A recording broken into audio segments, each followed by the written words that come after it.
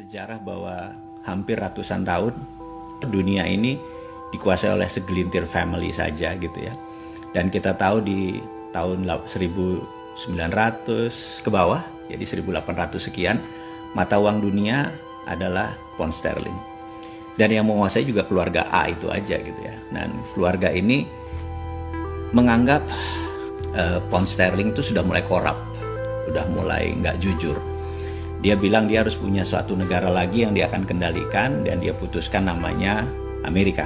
Sehingga di tahun 1910 mereka memutuskan mengajukan ke Kongres, kebetulan Partai Demokrat dan Republik yang menjadi Kongres terbanyak, untuk mengusulkan dolar untuk menjadi world currency. Tapi banyak yang nggak setuju karena mereka masih agennya British atau England atau Inggris.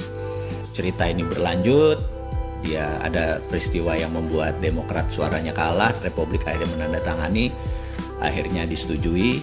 35 tahun kemudian 1945 dolar menjadi world currency gitu ya. Terus berlanjut, ternyata dolar pun tidak amanah. Puncaknya adalah waktu tahun 2009-2008 di zaman Demokrat. Demokrat kalau jadi pemimpin pemerintahan itu selalu membuat dunia kacau.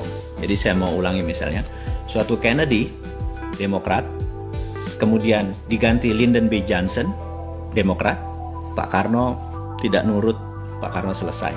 Kemudian Pak Harto tahun 98 selesai karena nggak nurut Amerika, presidennya Clinton adalah Demokrat.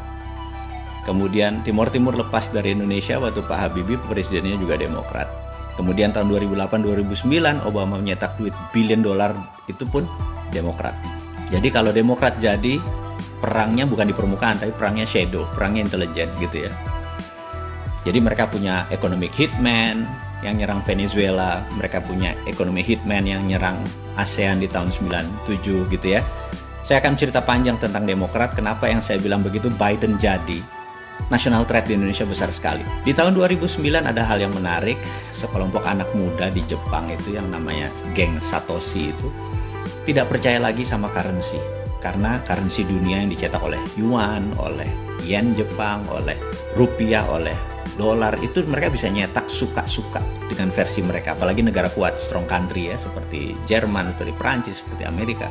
Mereka bisa suka-suka mereka mencetak uang, dan habis itu uang tersebut disalurkan ke negara berkembang untuk mengimbangi inflasi yang kalau uang itu berada di negara mereka. Yang menarik, anak muda itu menciptakan Bitcoin berbasis blockchain. Blockchain hanya ledger ya, hanya sistem ini. Nah, 2009 tersebut blockchain masih nobody, masih nggak ada apa-apanya. Tapi dia menciptakan 21 juta Satoshi ini adalah fix. Jadi dia nggak nambah, dia nggak ngurangi. Karena sesuatu yang fix itu menjadi predictable, menjadi bisa menebak. Kalau underlying-nya dia cetak print, itu dunia realnya menjadi tidak bisa ketebak. Ini kehebatannya Bitcoin. Bitcoin baru masa jaya 2016-2017. Bitcoin masa jaya, dan di sini kaum globalis merasa bahwa dunia nanti go digital. 2030 itu mungkin 5G digital itu sudah 90%. Nah, mereka tahu bahwa currency nanti itu bukan currency fisik seperti negara punya, tapi currency-nya digital.